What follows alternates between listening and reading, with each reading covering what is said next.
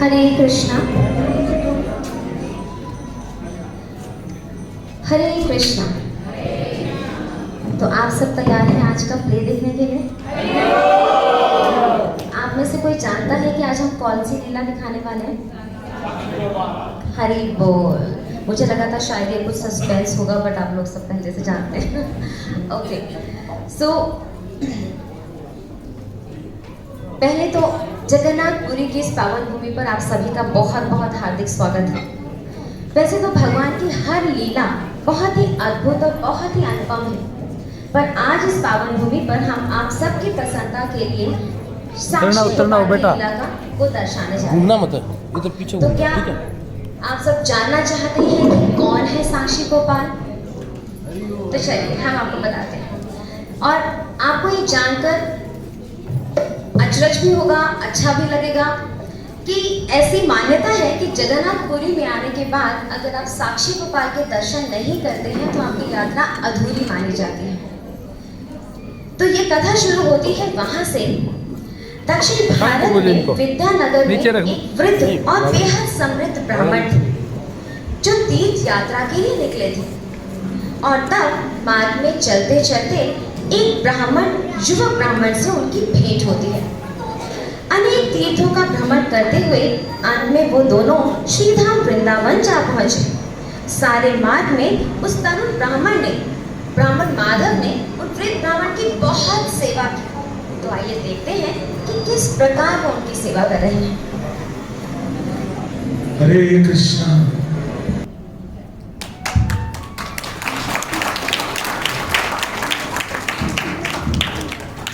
थोड़ा नीचान कर, सब क्यों दिख रहा है ऊपर?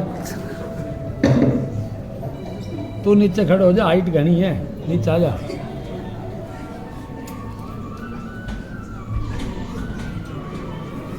और बालका ने भी दबड़ के ये बीच में आओ, जब दबड़ के ये उड़ान आओ जब बीच में, ठीक है?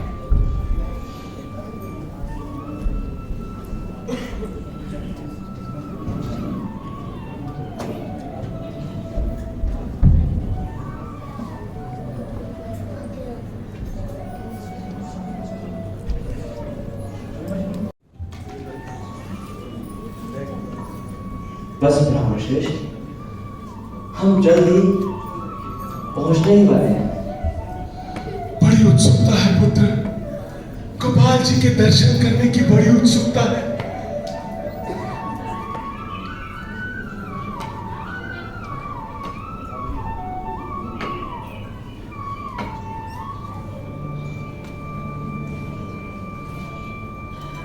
गोपाल जी,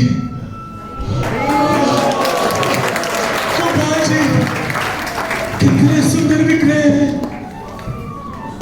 केशव गोपाल की जय हो। गोपाल जी की जय हो।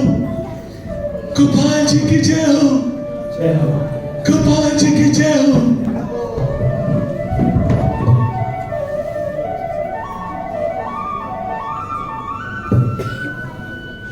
जय गोपाल जी, जय गोपाल जी, गोपाल जी की जय हो।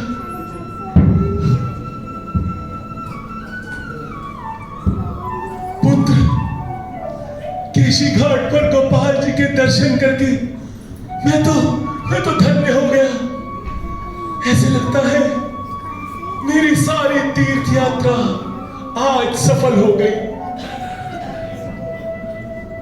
और तुम्हारे कारण माधव, इस तीर्थ यात्रा में मुझे बिल्कुल थकान भी नहीं हुई माधव। सच बताओ माधव,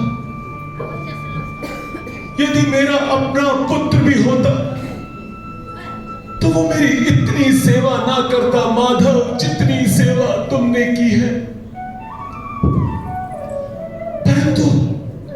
परंतु मैं तुम्हारा ये ऋण कैसे चुकाऊंगा माधव? यदि मैं तुम्हारा आदर ना करूं तो मैं कृतज्ञ नहीं कहलाऊंगा। परंतु माधव, मैं तुम्हें आज ये वचन देता हूं कि मैं तुम्हें अपनी पुत्री दान में दूंगा। क्या कह रहे हैं ब्राह्मण श्रेष्ठ? यह संभव है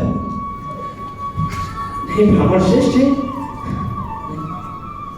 कहा वहां पे उच्च कोटि के ब्राह्मण अत्यंत सुशिक्षित है, अत्यंत धनी है, और मैं ना ही आपके समान उच्च का ब्राह्मण हूं, ना ही कोई धनी व्यक्ति हूं, और ना ही कोई सुशिक्षित। मैं आपकी कन्या के लिए कदापि उपयुक्त वर्ण नहीं हूं। मैं तो मात्र भगवान कृष्ण की प्रसन्नता के लिए आपकी सेवा कर रहा था। कहते हैं कि ब्राह्मणों की सेवा करने से स्वयं श्री भगवान प्रसन्न होते हैं, और जब स्वयं श्री भगवान प्रसन्न होते हैं तो भक्ति रूपी ऐश्वर्या की धारा बहने लगती है। नहीं विप्रवर, ऐसा मत कही। पुत्र, क्या तुम मुझ पर संदेह कर रहे हो? ब्राह्मण श्रेष्ठ, आप अपने पुत्र, अपनी पत्नी, अपने सगे संबंधियों की अनुमति के बिना इतना बड़ा निर्णय कैसे ले सकते हैं? आपको याद है जो राजा भीष्म अपनी पुत्री रुक्मिणी का दान भगवान कृष्ण को करना चाहते थे, परंतु उन्हीं के पुत्र रुक्मी ने इसका विरोध किया,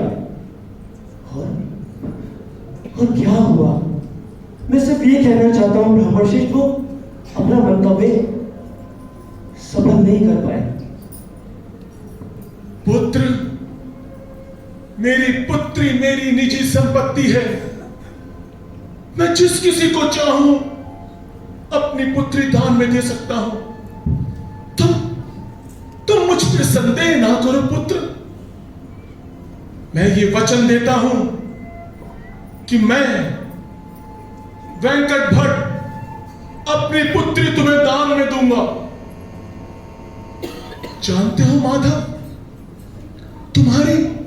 तुम्हारी इसी विनम्रता के कारण ही मैंने ये निश्चय किया है कि मेरी पुत्री का विवाह केवल और केवल तुमसे होगा माधव, केवल तुमसे होगा। तुम मेरे प्रस्ताव को अस्वीकार ना करो पुत्र। मान जाओ पुत्र, मान जाओ।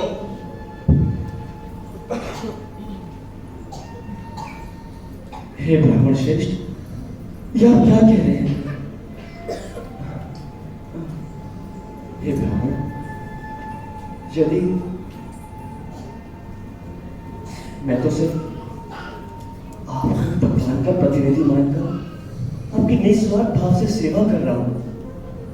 कहते हैं कि भगवान के भक्तों का दास बनकर उनकी सेवा करना यही तो एक वैष्णव आचार है।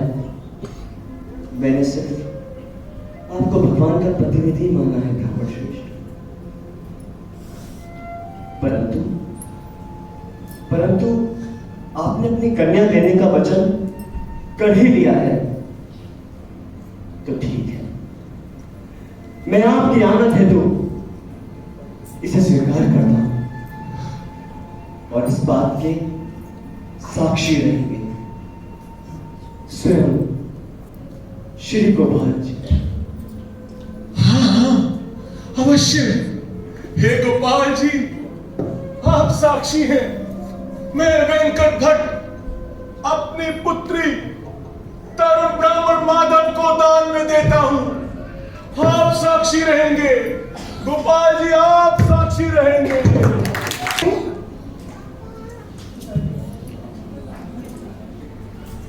इतना योग्य वर,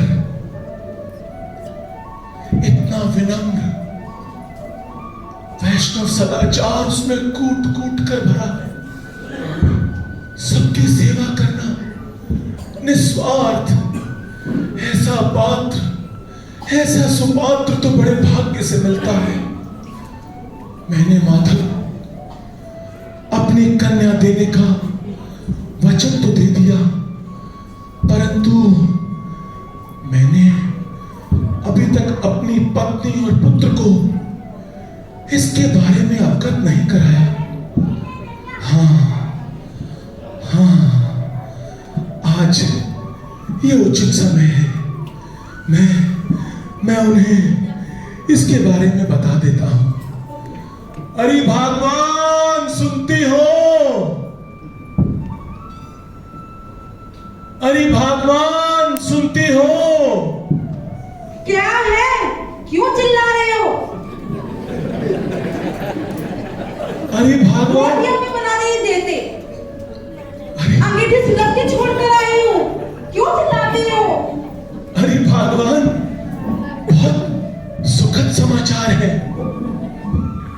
जानती हो, जब मैं तीर्थ यात्रा पर गया था तो एक तरुण ब्राह्मण ने मेरी निस्वार्थ बहुत सेवा की।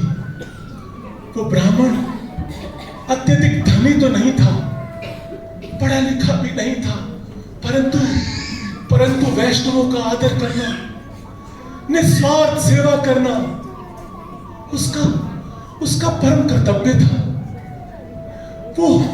वो बहुत ही गुणी था।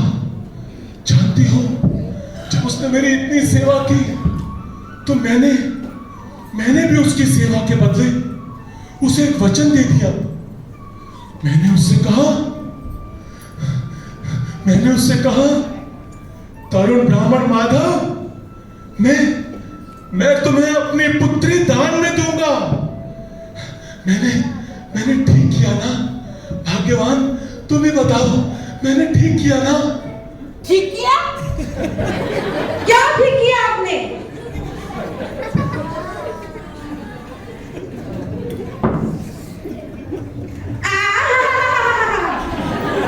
दान में दे दी, मेरी पुत्री दान में दे दी। मेरी पुत्री कोई वस्तु है जो तुम उसे दान में दे आए? बड़े दान भी कान पर फिरते हो।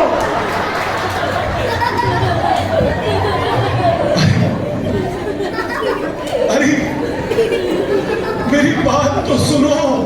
अरे पुत्र, देख रहे हो अपने पिता को? समझाओ इन्हें, इनकी बुद्धि भ्रष्ट हो गई है। माताश्री, आप ठीक कह रही हैं। पिताश्री, अरे आज तो अपनी पुत्री दान में दी है, कल अगर कोई सेवा करेगा तो हमें भी दान में दे दोगे।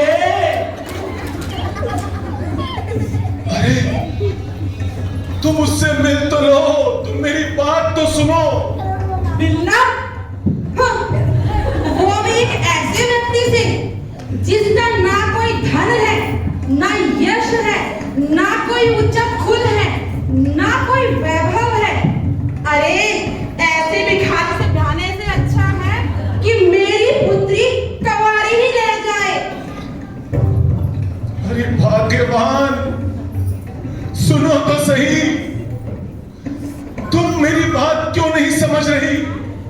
बात सुनो, बात सुनो। अरे क्या बात सुनूं मैं आपकी?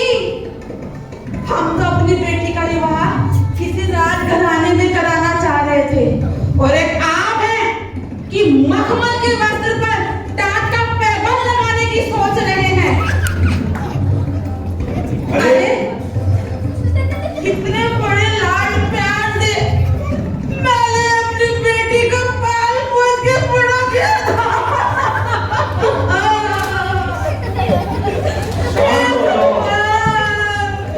शांत हो जाओ। पिताश्री, आपकी तो बुद्धि भ्रष्ट हो गई है, जो मन में आता है वही करते हो। इतना बड़ा निर्णय लेने से पहले कि आपको हम दोनों से पूछना नहीं चाहिए था। पुत्र, तुम तो मेरी बात समझने की कोशिश करो।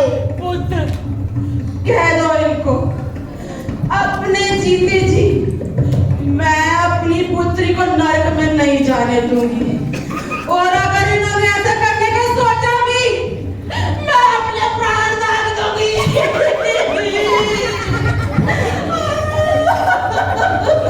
चुप हो जाओ। पुत्र, मैं क्या करूं? मैं वचन दे चुका हूं।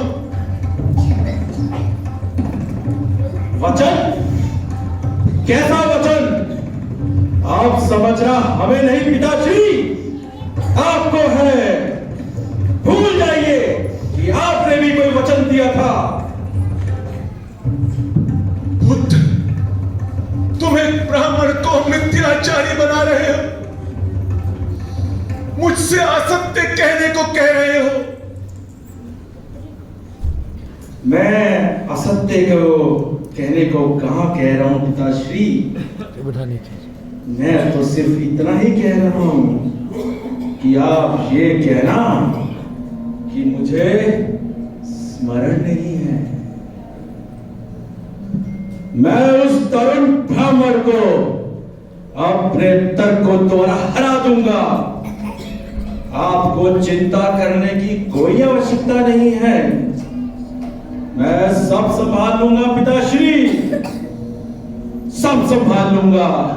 पुत्र, मैंने गोपाल जी के सामने वचन दिया है। गोपाल जी साक्षी है कि मैंने उसे अपनी पुत्री देने का वचन दिया है।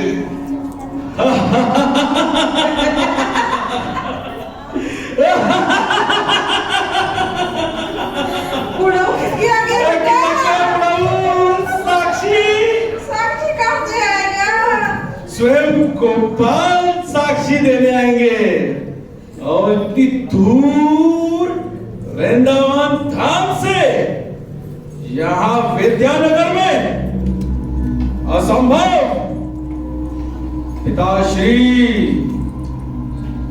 जैसा मैंने समझाया वैसा ही करना, नहीं तो ना आपके लिए अच्छा होगा ना उस तरुण ब्राह्मण के लिए। क्योंकि मैं अपनी बहन के उज्जवल भविष्य के लिए किसी भी हद तक जा सकता हूं और कुछ भी कर सकता हूं, कुछ भी।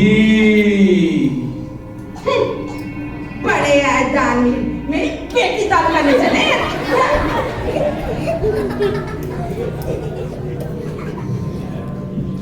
अच्छा पिताश्री, जैसे मैंने समझाया वैसा ही करना, बाकी मैं सब संभाल लूंगा। आपको चिंता करने की कोई आवश्यकता नहीं है। आने दो उस तरुण ब्राह्मण को। ये वचन अवश्य घटित होगा, किंतु मैं असहाय हूं प्रभु, मैं असमर्थ हूं। हरे कृष्णा कृष्ण कृष्ण हरे हरे। जब वेंकट भट्ट गंभीरता पूर्वक किसी बारे में विचार कर रहे थे, तभी तरुण ब्राह्मण माधव उनसे मिलने उनके घर पर आया। किस धर्म संकट में फंस गया मैं। हे गोपाल जी, इस दुविधा से मैं कैसे निकलूंगा? मैं तरुण ब्राह्मण को कैसे मुंह दिखाऊंगा? मेरी मदद करो प्रभु, मेरी मदद करो। प्रणाम विप्रवर। विप्रवर, हे ब्राह्मण देश, प्रणाम। आशा करता हूं कि यात्रा के पश्चात आपका स्वास्थ्य बिल्कुल बेहतर रहा होगा। हे ब्राह्मण, आपको तो याद है ना कि आपने मुझे अपनी पुत्री देने का वचन दिया था। आपको याद तो है ना? किंतु अभी आप कुछ मुझे चुप लग रहे हैं। क्या हुआ ब्राह्मण देव? सब कुशल मंगल तो है ना? सब ठीक तो है? क्या बात है? पिताश्री, कौन है ये? अच्छा, ओहो, तो तुम ही वो ब्राह्मण हो जिसके गुणगान मैं अपने पिताश्री के श्रीमुख से सुनता रहता हूं। अरे नीच, कहा हम उच्च कुल जाति के ब्राह्मण और कहा तुम नीच जाति के व्यक्ति। तुमने स्वप्न में भी कैसे सोच लिया कि तुम हमारी बहन से विवाह कर लोगे? ये तो वही बात हुई कि बोना चला चांद पकड़ने।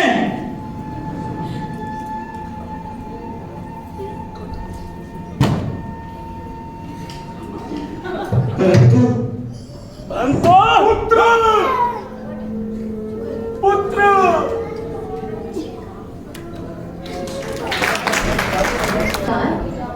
अपमानित होकर माधव वहां से चला गया। अगले दिन उसने इस बारे में सभी गांव वालों एवं पंचायत को सूचित किया और न्याय पाने की आशा से सभी पंचों से सहायता मांगी। तो आइए देखते हैं फिर क्या होता है।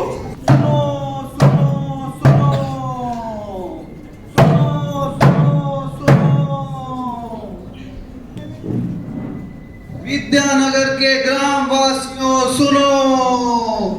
कल प्रातःकालीन समय बड़े मंदिर के पीछे बरगद के पेड़ के नीचे वृद्ध ब्राह्मण वेंकट भट्ट और तरुण ब्राह्मण माधव के आपसी मतभेद के निवारण हेतु पंचायत ने आप सभी गांव वालों को उपस्थित रहने का आदेश दिया है। प्रातःकालीन पंचायत आप सभी का स्वागत करती है। इस तरफ हैं तरुण ब्राह्मण माधव जिन्होंने पंचायत बुलाने की विनती की है। दूसरी तरफ हैं वृद्ध ब्राह्मण वेंकट भट्ट अपने परिवार सहित जिनके प्रति आरोप दर्ज किया गया है। महोदय, क्या आज की कार्रवाई शुरू करें? कार्रवाई शुरू की जाए।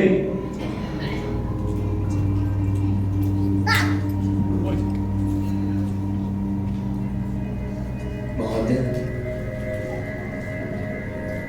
महाशय मेरी विनती सुनो। विनती? इसकी विनती कहाँ सुनो? कहाँ से आता है? शांत हो जाओ, शांत हो जाओ। महाशय, मैं आपको कुछ बताना चाहता हूँ। तीर्थ यात्रा के दौरान इन ब्राह्मण ने मुझे अपनी पुत्री दान में देने का वचन दिया था, परंतु ये अपने इस वचन को निभा नहीं रहे। कृपया करके इनसे इस व्यवहार के बारे में पूछा जाए। यदि तुम पहले ही कन्यादान का वचन दे चुके हो तो अब अपना वादा पूरा क्यों नहीं कर रहे? तुमने तो वचन दिया था ना, तुम्हें तो अपना वादा पूरा करना ही चाहिए। महोदय, मुझे कुछ ठीक से याद नहीं कि मैंने तरुण ब्राह्मण माधव को ऐसा कोई वचन दिया था। वचन दिया था? एक ब्राह्मण होकर अगर वचन पूरा नहीं किया तो पूरे गांव का नाम खराब करोगे। वेंकट भट्ट, तुम्हारी याददाश्त कुछ कमजोर लग रही है।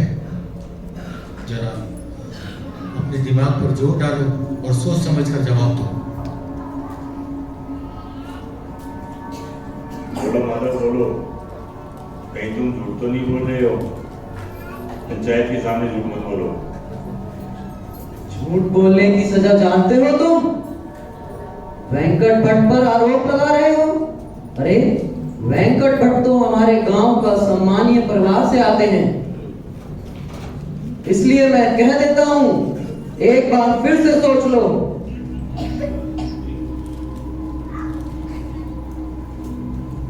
महोदय, मैं आपको सारा वृतांत सुनाता हूं।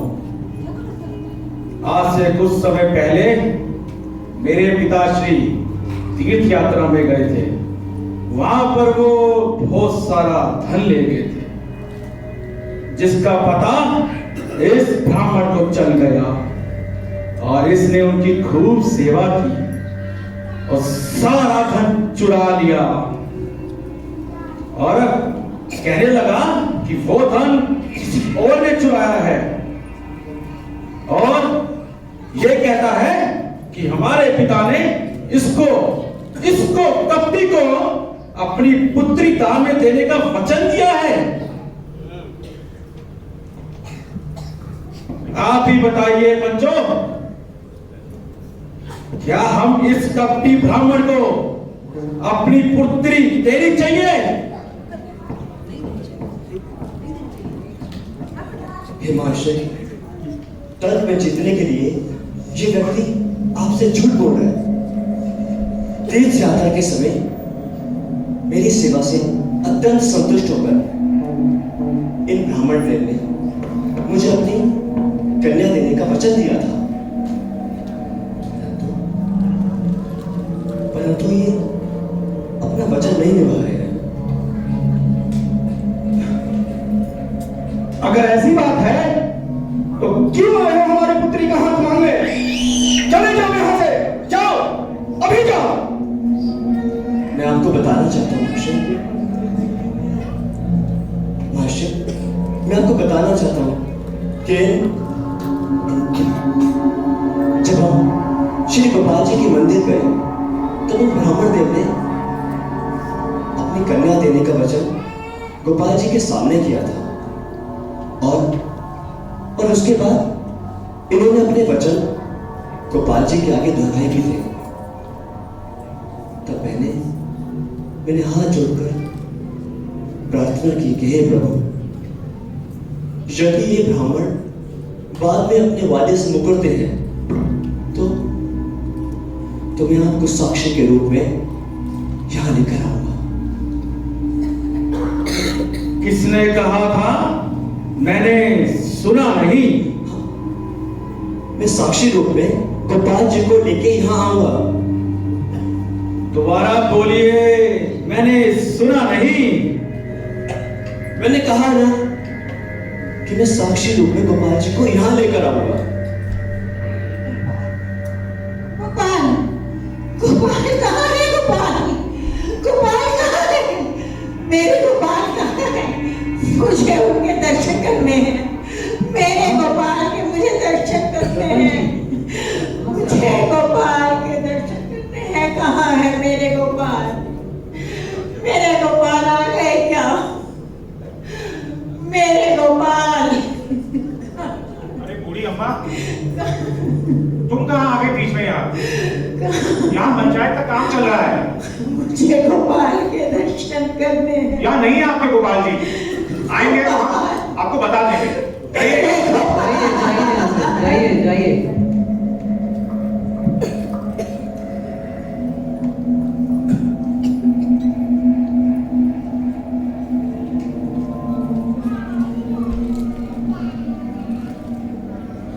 क्या कहा था तुमने? कुछ सुना नहीं मेरे को? जरा दोबारा बोलो। मैंने कहा था कि मैं साक्षी रूप में श्री गोपाल जी को लेके यहां आऊंगा। दोबारा बोलो, मुझे सुनाई नहीं दे रहा।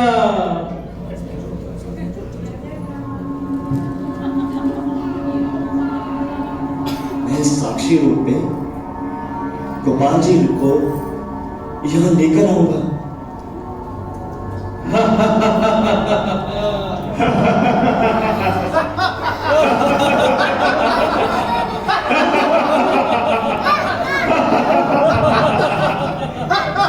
जाओ जाओ तरुण ब्राह्मण माधव, जाओ अपने गोपाल जी को लेकर तो आओ।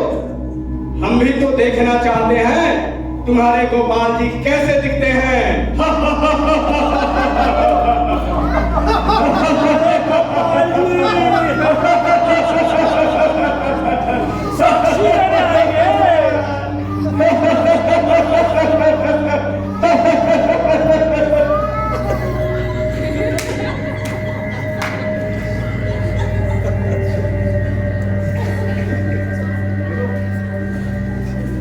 शांति शांति।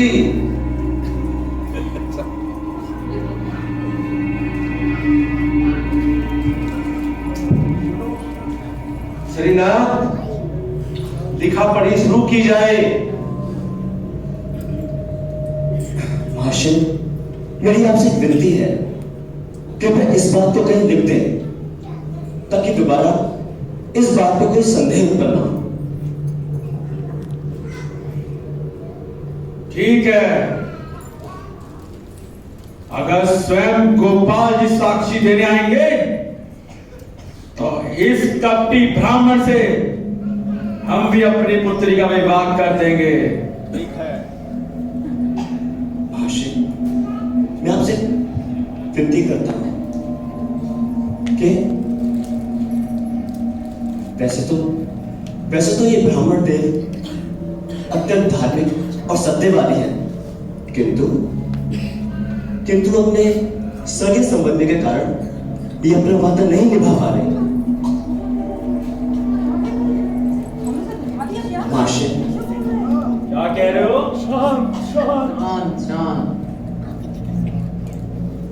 महर्षि, मैं एक बात और कहना चाहता हूं।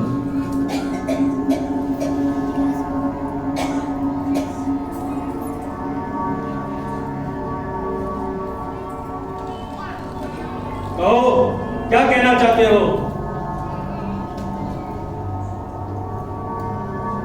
महर्षि, मैं साक्षी के रूप में गोपाल जी को लेके यहाँ आऊंगा और उनके सत्य वचन आप सबके सामने रखूंगा। तो ठीक है, हम भी तैयार हैं।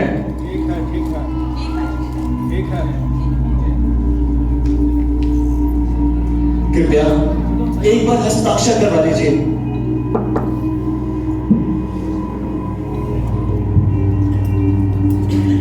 साइन करो।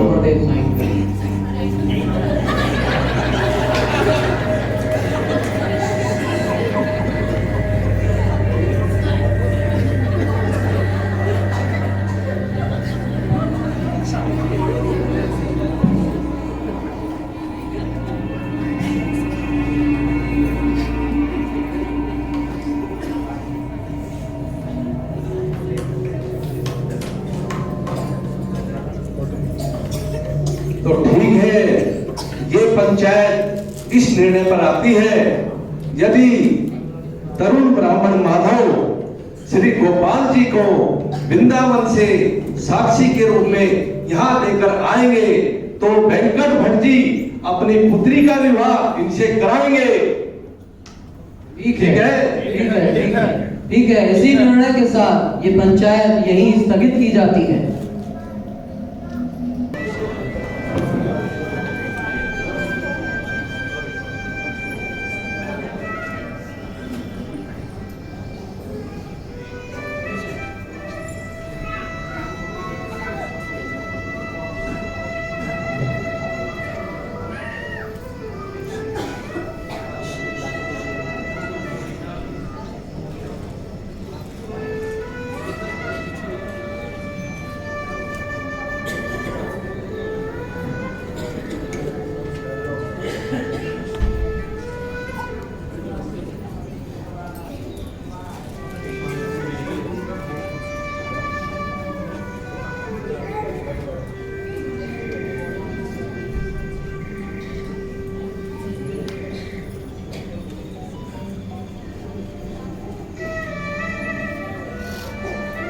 हे प्रभु, आप तो सर्वेश्वर हैं, सब कुछ जानने वाले हैं।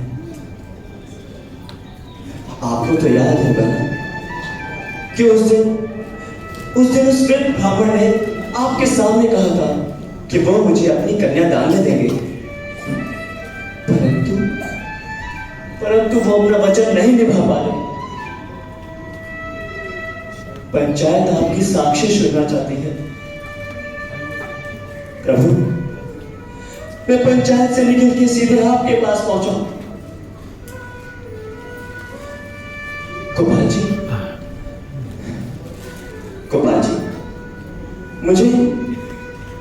मुझे उनकी पुत्री को अपनी पत्नी रूप में पाके कोई सुख भोगने की इच्छा नहीं है, और ना ही मैं उनके कोई धन से आकृष्ट हुआ हूं।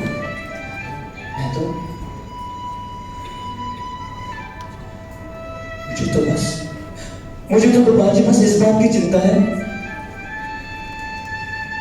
कि उस ब्राह्मण देव ने आपके समक्ष वचन दिया था और अब गोपाल जी वो अपने वचन को नहीं निभा पा रहे। ये तो घोर अपराध है ना। मैं उनको इस महापाप से बचाना चाहता हूं गोपाल जी। आप तो कृपालु हैं, अंतर्यामी हैं प्रभु। कृपया इस मामले में साक्षी बने प्रभु।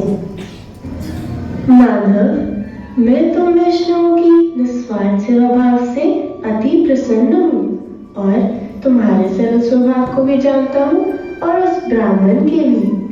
अब तुम निश्चिंत होकर अपने घर जा सकते हो और वहाँ सारे लोगों को बुलाकर एक सभा करो। मैं वहाँ निश्चित रूप से प्रकट होऊंगा और उसी समय वचन का साक्षी बनकर तुम दोनों की रक्षा करूंगा। नहीं प्रभु, नहीं। यदि आप चतुर्भुज रूप में भी आके प्रकट हो जाएंगे तब भी वो पंचायत वाले आप पर विश्वास नहीं करेंगे। किंतु यदि आप श्री गोपाल जी के रूप में वहां चलेंगे तो वहां भी आपकी साक्षी सुनी जाएगी प्रभु। किंतु माधव, क्या तुमने किसी विग्रह को एक स्थान से दूसरे स्थान तक चलकर जाते हुए कभी सुना है? ये सत्य है प्रभु, बिल्कुल सत्य है। किंतु यदि आप विग्रह होंगे, मुझसे बोल सकते हैं, तो मेरे साथ चल क्यों नहीं सकते? प्रतिमा ना ही तुम्हें साक्षात ब्रजत नंदन। प्रभु, अब आप प्रकट होके सबको अपना चमत्कार दिखा। हे माधव, तुमने मेरे हृदय को प्रेम से जीत लिया है। हे ब्राह्मण, मेरी बात अब ध्यान से सुनो। मैं तुम्हारे पीछे पीछे तुम्हारे विद्यालय तक चलूंगा और इसी तरह तुम्हारे साथ ही रहूंगा। परंतु तुम एक बात का अवश्य ध्यान रखना, मुझे पीछे मुड़कर देखने का प्रयास कदापि न करना, अन्यथा तुम जो ही मेरी ओर देखोगे मैं उसी स्थान पर स्थिर हो जाऊंगा। माधव,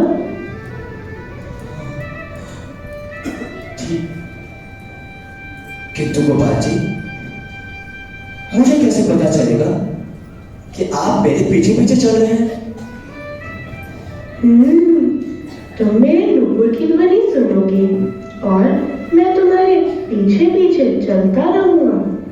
बस एक से चावल पकाकर मुझे जरूर अर्पित करना, मैं उस प्रेम पूर्वक भोग से तृप्त हो जाऊंगा और तुम्हारे पीछे पीछे चलता रहूंगा।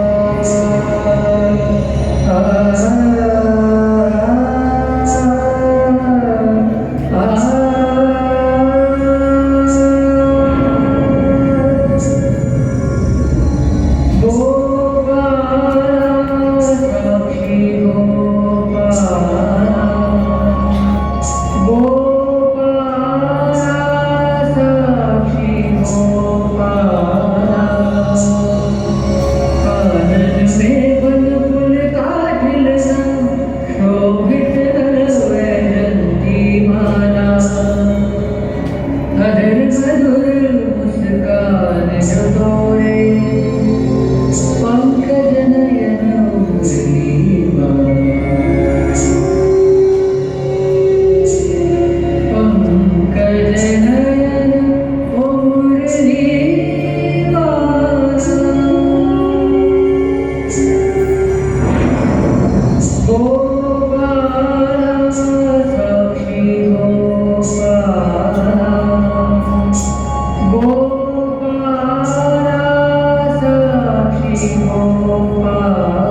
साक्षी गोपाला।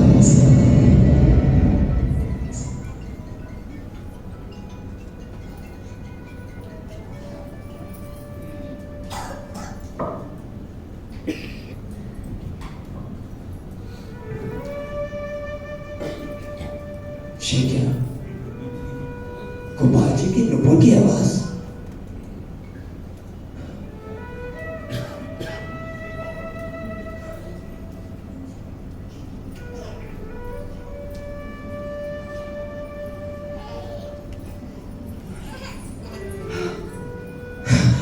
ये क्या प्रभु? ये क्या? हम तो वहीं स्थिर हो गए। मेरी साक्षी कौन सुनेगा प्रभु? उस पंचायत में मेरी साक्षी कौन सुनेगा प्रभु?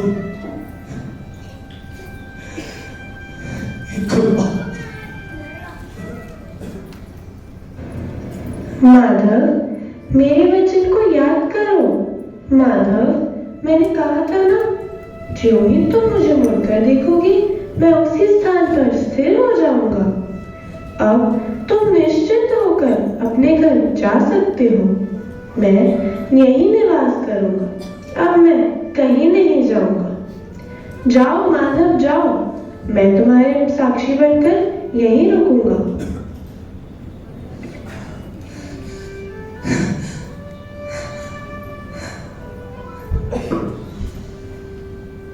आश्वासन देने पर माधव समस्त पंचायत तथा वेंकट भट्ट के परिवार व गांव वालों को लेकर वहां पहुंचा, जहां गोपाल जी उनकी प्रतीक्षा कर रहे थे। मेरे साक्षी गोपाल जी आ गए। मेरे साक्षी गोपाल जी मुझे दर्शन देने आ गए। मैं धन्य हुई प्रभु, मैं धन्य हुई प्रभु। प्रभु आपने मुझे दर्शन दिए प्रभु। मैं धन्य हो गई आपके दर्शन पाकर। प्रभु आपने बहुत कृपा की मुझ पर, बहुत कृपा की प्रभु मुझ पर आपने। प्रभु गोपाल जी, गोपाल जी, आप आ गए गोपाल जी।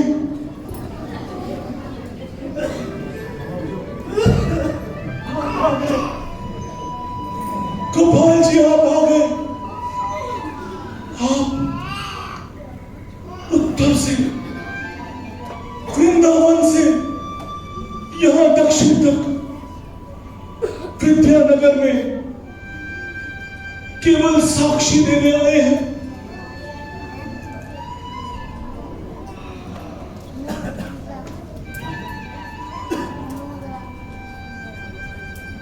जय हो गोपाल जी, जय हो गोपाल जी, जय हो गोपाल जी। मैं आप दोनों की सच्चाई से अत्यंत प्रसन्न हुआ हूँ। अब तुम जो वर मांगना चाहते हो मांगो। प्रभु, हम तो केवल आपकी अहेतु की कृपा मांगना चाहते हैं। आपसे केवल एक ही विनती है प्रभु, क्या अब यहां से कहीं ना जाए।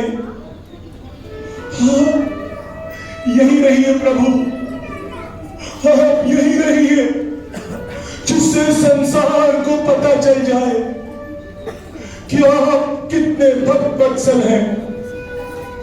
आप अपने भक्त की रक्षा हेतु साक्षी देने आ सकते हैं।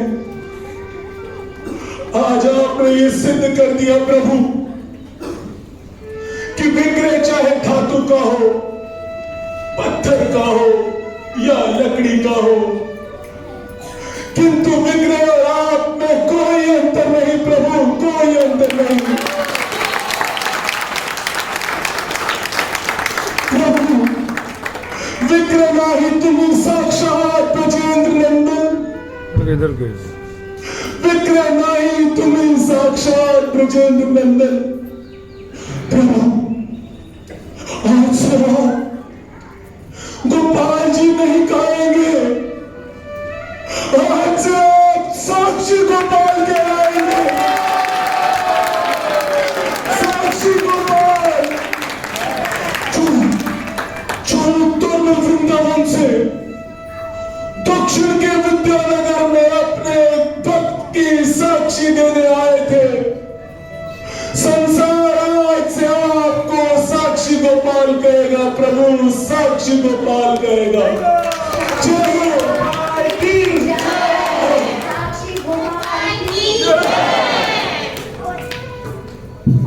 आओ पुत्र माधव, आओ।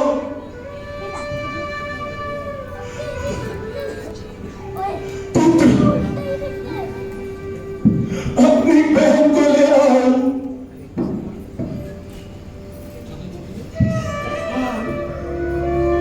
आओ पुत्री,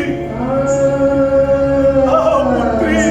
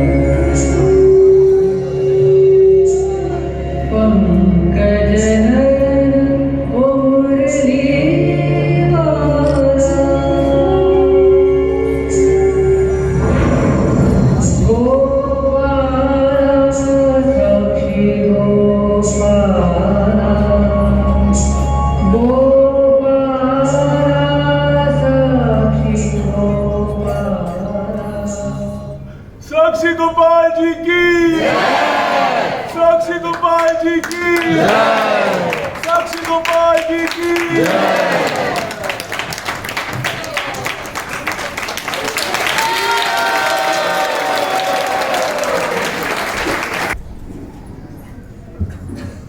कैसी लगी आप सबको ये लीला?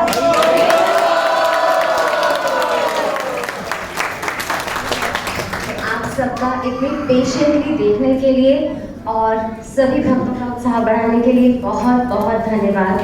साक्षी गोपाल इसी प्रकार हम सब पर भी कृपा करें